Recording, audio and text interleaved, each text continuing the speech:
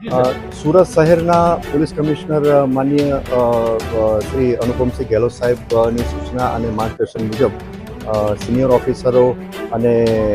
જે local police સ્ટેશનના staff અને અધિકારીઓ તરફથી અવારનવાર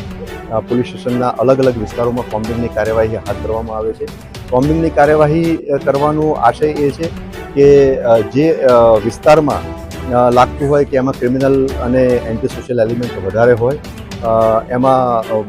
એમને આઈડેન્ટિફાઈ કરવાના, એમના ઘરે કોઈ પ્રતિબંધિત ચીજવસ્તુ મળી આવે તો એ અનુસંધાને કાયદા અનુસાર કાર્યવાહી કરવાની અને એક એન્ટી સોશિયલ એલિમેન્ટ અને ક્રિમિનલ જે એલિમેન્ટ હોય એમનામાં એક મેસેજ જાય કે પોલીસ એક વ્યવસ્થિત મજબૂતાઈથી કામ કરી રહી છે અને સારા નાગરિકોમાં પણ એક મેસેજ જાય, એમને એક પોઝિટિવ એક એમાં મેસેજ જાય કે પોલીસની પ્રેઝન્સ છે. એ અનુસંધાને આજે